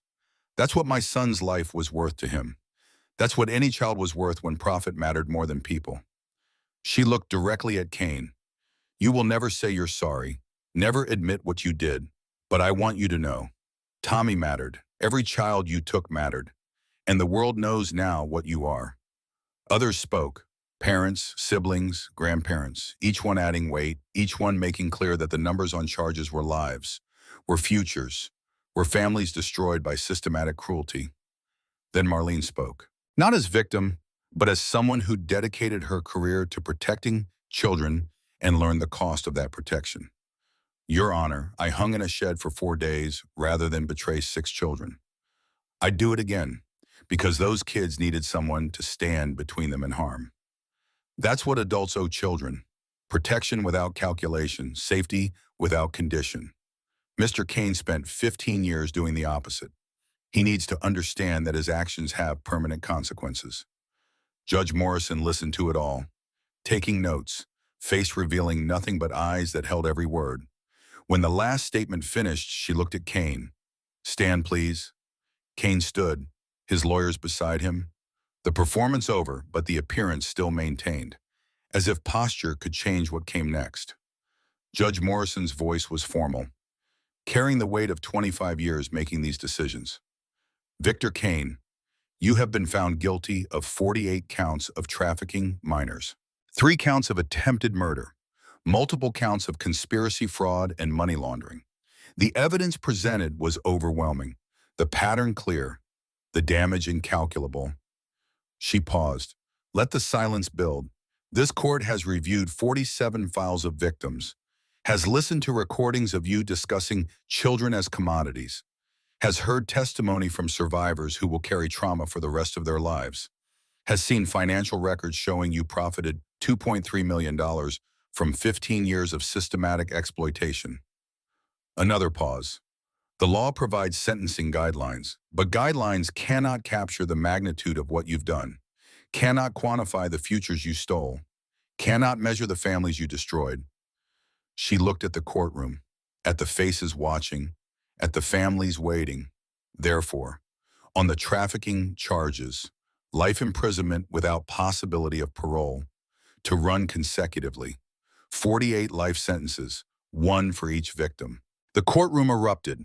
Gasps, tears, the sound of justice landing with weight people could feel. Judge Morrison continued over the noise. On the attempted murder charges, 25 years each, to run consecutively to the life sentences. On conspiracy and fraud charges, additional 300 years to run consecutively. She leaned forward. Mr. Kane, you will die in prison. You will never walk free. You will never harm another child. That is the only certainty I can provide to the families whose lives you destroyed. She looked at the bailiffs. Remove the defendant. They led Kane away. No more smiles, no more performance. Just a man in handcuffs being taken to a cage he would never leave. Cole watched him go, felt something releasing in his chest, not closure, not healing. Just the knowledge that one predator was stopped, that Abby's death finally meant something, that 47 names were finally answered. Outside the courthouse, reporters clustered, cameras ready, questions prepared. But Nash handled it with a statement written by people who understood public relations. We witnessed justice served. We stood watch while the system did its job. That's all. The families deserve privacy. The children deserve peace. And Victor Kane deserves exactly what he got. The cameras captured the leather vests, the Hells Angels patches, the visual of men's society feared standing as witnesses to justice for children. The story would run, would make headlines, would complicate narratives about who protected and who threatened. But that was later. That was tomorrow's problem. Today was about walking away from a courthouse knowing one monster was caged. 6 months after the trial, the children's outcomes became clear. Not perfect healing, not fairy tale endings, just the slow, hard work of survivors learning to be children again. Willa and Bryn Hayes went to live with their Aunt Thea Calloway in Missoula. Small house, safe neighborhood.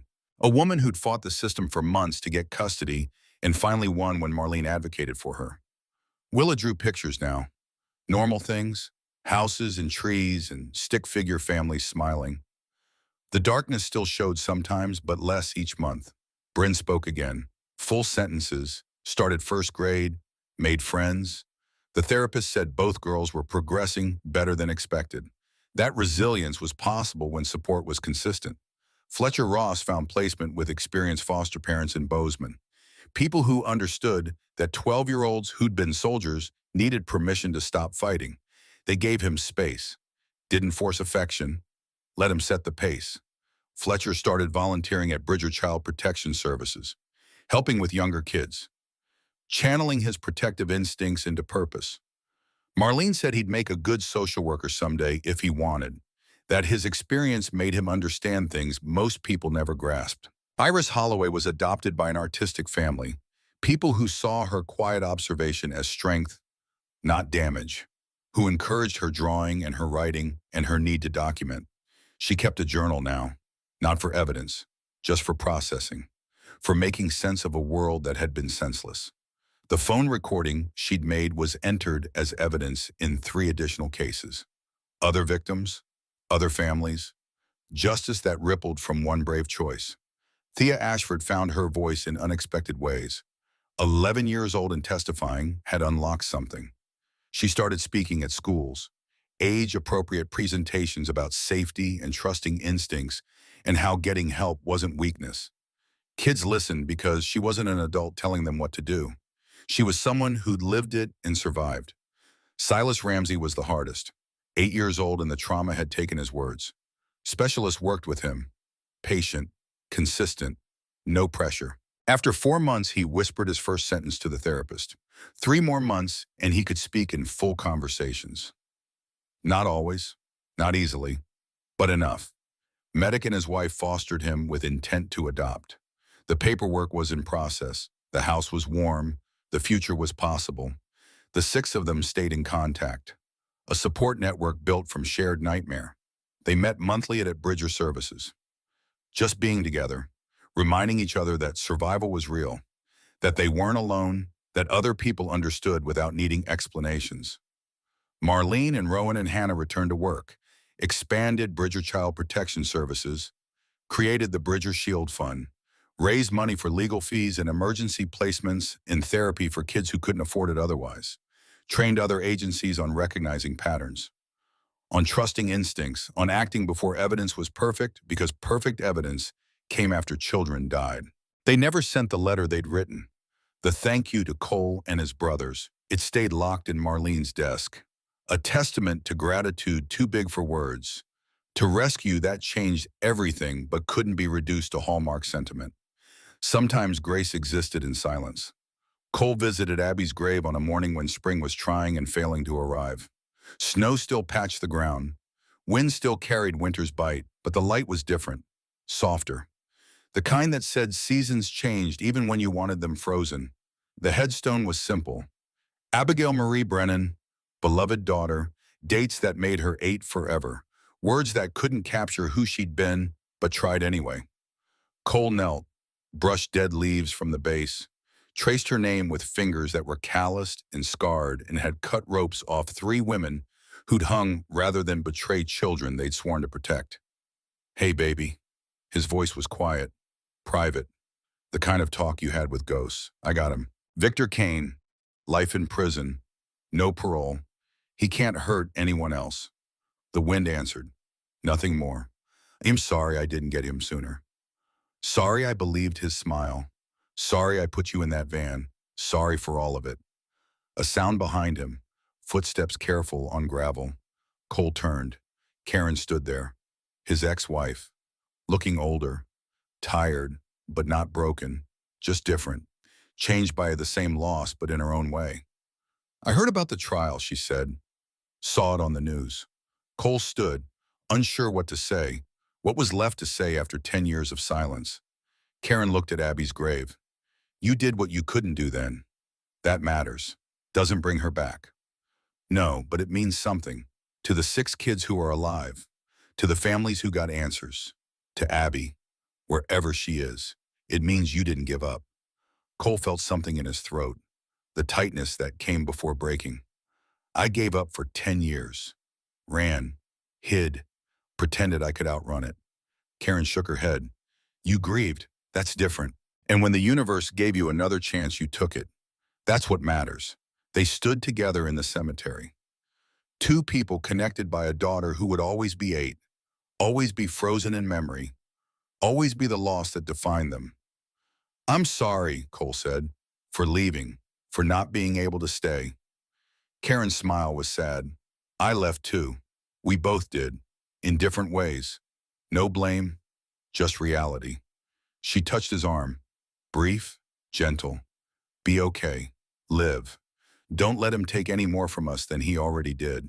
She walked away, left him standing by the grave, left him with permission he didn't know he needed, to move forward without forgetting, to carry Abby while building something new. Cole looked at the headstone one more time. I'm going back, to the angels, to the Brotherhood. Think that's where I'm supposed to be. The wind blew. Cole chose to believe that was answer enough. He rejoined Hell's Angels on a Saturday when the clubhouse was full and brothers from 3 states had gathered for reasons that were part official and part just existing together. Nash called church. Everyone filed into the meeting room. Serious business conducted behind closed doors where what was said stayed said and loyalty mattered more than law. Cole stood at the front, facing men who'd ridden with him, who'd searched for Abby, who'd answered when he called after 10 years of silence. Nash spoke first. Brother left the club 10 years ago. Had reasons. Good ones. Now he's asking to come back. To wear the patch. To stand with us again. Any objections, speak now, silence. Not the uncertain kind. The certain kind. The kind that said this man had earned his place by doing the thing everyone respected. Standing for children who couldn't stand for themselves. Nash turned to Cole. You know what it means.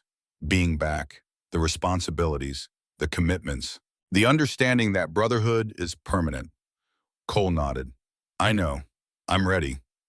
Nash smiled, held out the vest, the patches sewn on, the Hell's Angels insignia that made civilians cross streets and police pay attention.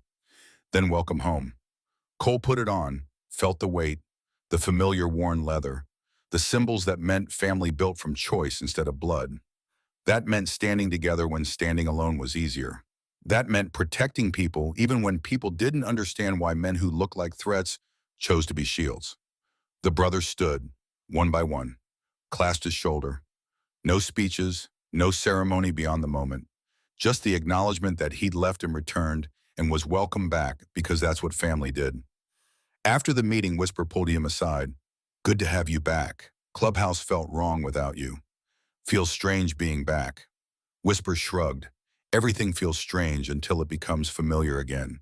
Give it time. Wire joined them. Kids are doing okay.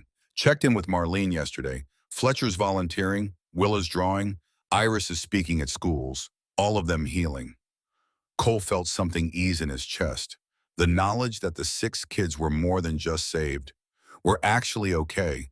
We're building futures despite everything. That's good, real good. The work continues, though. Wire's voice was serious. Trafficking doesn't stop because we caught one man. Network's still out there.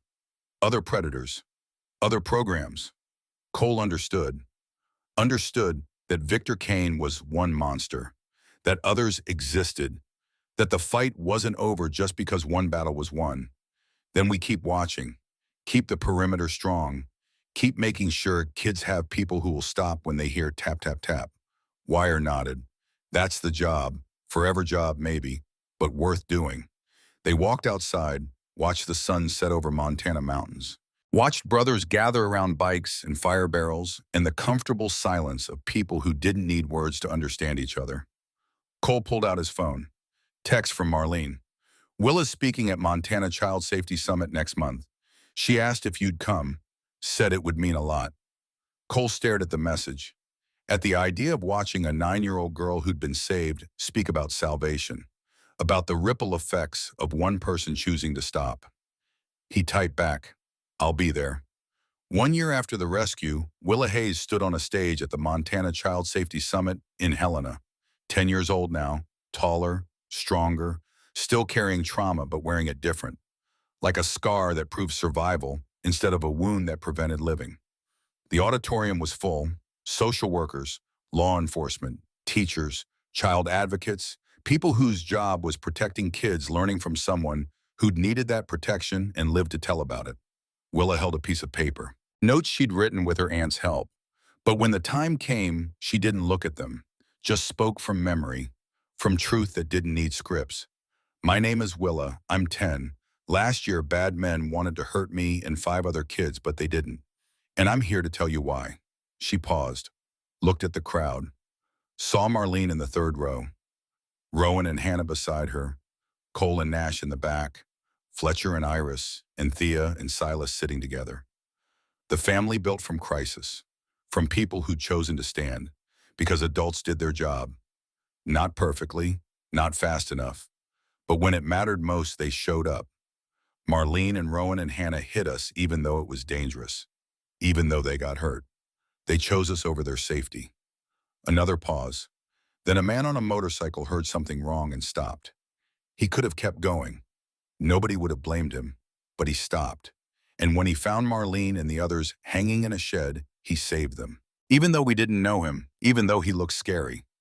Willa pulled out a folded paper, unfolded it, showed a drawing. Stick figures, 6 kids in the center, motorcycles forming a circle around them. This is what rescue looked like, not police cars and sirens, not social workers with clipboards, but scary-looking people choosing to protect, choosing to stand between us and harm, choosing to be exactly who scared kids needed. She looked directly at the audience. I was taught to be afraid of men with tattoos, with leather jackets, with patches that said they were dangerous. But those men were the ones who saved us, who formed what they called a perimeter, who made sure we stayed safe until the system could catch up. Her voice strengthened. So I'm asking you, when you see someone who looks different, who seems scary, who doesn't fit what you think heroes look like, remember that sometimes heroes wear leather, sometimes they ride motorcycles. Sometimes they're exactly the people you've been taught to fear. She held up the drawing higher. Don't judge by appearance, judge by action. The man who saved Marlene was covered in tattoos, but he cut the ropes gentle, stepped back to give them space, called his friends to protect us. That's heroism. That's what matters. Willa folded the paper. I'm alive because people looked past what they expected and saw what was real. Because someone stopped when stopping was hard. Because adults kept promises even when keeping them hurt. That's what you do. Every day. And I wanted you to know. It matters. You matter. And sometimes you look like bikers, and that's okay. That's perfect. That's exactly what we needed. She stepped back from the microphone. The auditorium erupted. Standing ovation. Not the polite kind, the real kind. The kind that came from people who understood that a 10-year-old girl had just rewritten narratives about who protected and who threatened. Cole stood with everyone else, hands clapping, throat tight, watching this child who'd been frozen and afraid now strong enough to speak truth to a room full of professionals. After the speech, Willa found him, walked straight to where he stood with Nash, looked up at this man who'd started the chain of people who'd saved her. You came. Her voice was shy, different from the confidence on stage, said I would. Thank you for stopping, for finding them, she stopped, unable to finish. Cole knelt down, getting to eye level. The way you did when kids needed to feel heard. You did good up there, real good. Spoke truth. Willa nodded, then, can I hug you? Or is that weird? Cole hesitated, unsure, uncomfortable with touch that meant connection. That meant being more than just the man who'd stopped. But Willa was waiting, and sometimes courage meant accepting gratitude even when you didn't think you had earned it. Yeah, that's okay. She hugged him. Quick, brief, then stepped back. My therapist says I should thank people who helped. So, thank you. Cole's voice was rough. You're welcome. And Willa, you keep drawing, keep speaking, keep telling people what real safety looks like. World needs that. Willa smiled, then ran back to where Fletcher and Iris waited. Kids who'd survived together and were learning to live together, who understood each other in ways adults never would. Nash clapped Cole's shoulder. Good work, brother. I just stopped. Yeah, and that was everything. They left the summit as the sun set over Helena, rode back to Bozeman, back to the clubhouse, back to the life Cole had rejoined and was learning to live again. The road stretched ahead, the mountains held their places, and Montana evenings spread across landscape that had seen too much darkness, but kept finding ways to remember light. Epilogue came in small moments rather than grand gestures. The North Star Shield became permanent. Hell's Angels partnering with Bridger Services. Training programs. Awareness campaigns. Rides that raised money for kids who needed legal help or therapy, or just someone to stand watch while they healed. The perimeter wasn't metaphor anymore. It was real. Present. A network of people who'd learned that protecting children was everyone's job, that looking away was choosing the predator over the victim, that sometimes salvation came in leather and chrome and looked nothing like what society expected. Victor Kane served his sentence in Montana State Prison. No visitors, no letters, no reduction. Just the slow years of a life that would end behind walls. The man who'd turned children into commodities, learning what it meant to be inventory himself, to be processed and forgotten and reduced to nothing but a number in a system. The 6 kids grew, not perfectly, not without scars, but alive, breathing, laughing sometimes, building futures that had almost been stolen, proving that resilience was possible when support was consistent and promises were kept. Marlene and Rowan and Hannah kept working, kept fighting, kept making sure that other children didn't have to wait for rescue, that the system moved faster, that predators found fewer gaps, that light shone in places that had been dark too long. And Cole rode, not running anymore, not searching for something lost, just existing in the present, with his brothers, with his purpose, with the understanding that he'd never fully heal from Abby's death, but could honor it by making sure other fathers didn't bury their children. One morning 2 years after the trial, Cole was working in the clubhouse garage, hands greasy, mind quiet, just fixing an engine because fixing things was easier than thinking about things that couldn't be fixed. His phone buzzed. Text from unknown number. This is Fletcher. Marlene gave me your number. Hope that's okay. Cole wiped his hands. Typed back. It's okay. Everything all right? Dots appeared. Then, yeah, just wanted to say thanks. I'm 14 now. Starting high school. Doing good. Wouldn't be here if you hadn't stopped that night. So, thanks. Cole stared at the message, at proof that the kid who'd held a baseball bat against the world was growing up, was okay, was building a life that almost got erased. He typed carefully, "You're going to be all right, Fletcher. You're strong. You kept them safe when nobody else could. That's who you are." The response came fast. "Learn from the best. You and the brothers showed me what protection really looks like." Cole smiled, put the phone away, went back to the engine. Outside the clubhouse, brothers were gathering, preparing for a ride to Billings. Awareness event. Kids and families. The work that never stopped because darkness never stopped. But light didn't either. Nash appeared in the garage doorway. Ready to roll, Cole stood, wiped his hands, grabbed his vest. The leather worn and comfortable and meaningful in ways that couldn't be reduced to symbols. "Yeah, let's go." They rode. 2 men, then 20, then 60, then the full chapter. Engines roaring, chrome catching sun, patches visible for anyone who wanted to see. Some people crossed streets. Some pulled children close. Some saw exactly what they expected to see. Danger. Threat. Men who lived outside law's comfortable boundaries.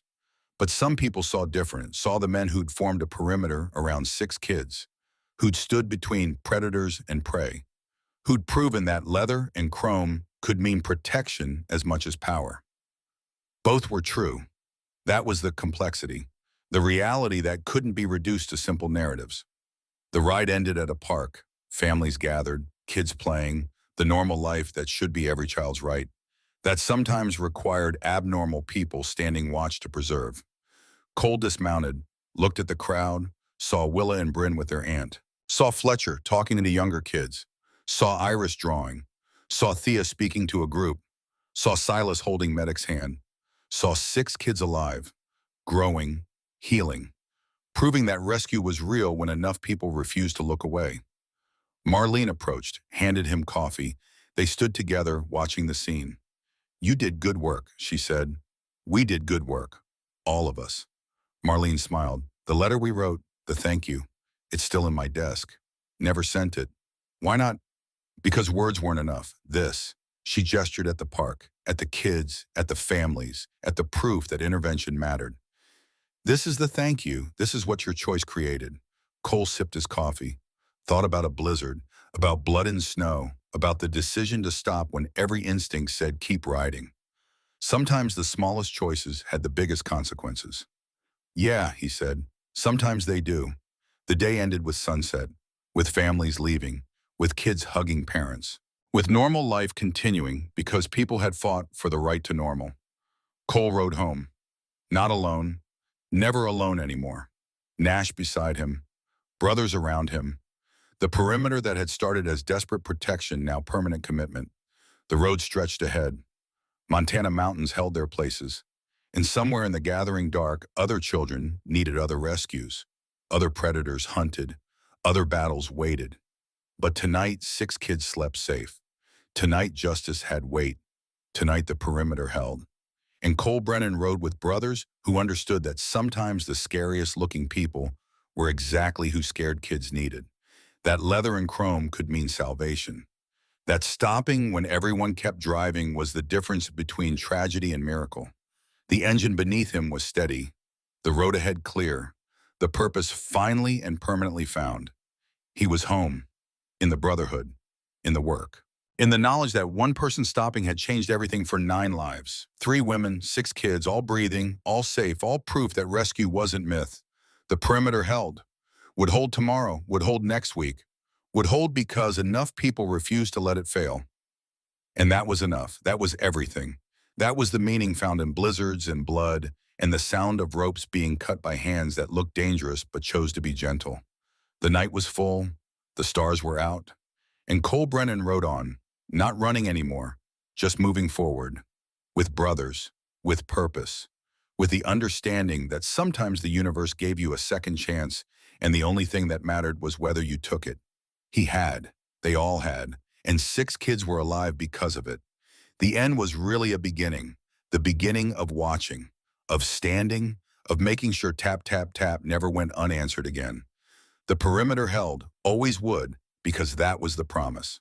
The commitment. The thing that made leather and chrome mean protection instead of threat. Cole rode on, the engine steady, the road clear, the purpose real. And somewhere behind him, 6 kids slept safe in homes that were warm, in families that loved them, in futures that were possible because people had chosen to stop. That was the only ending that mattered. The perimeter held.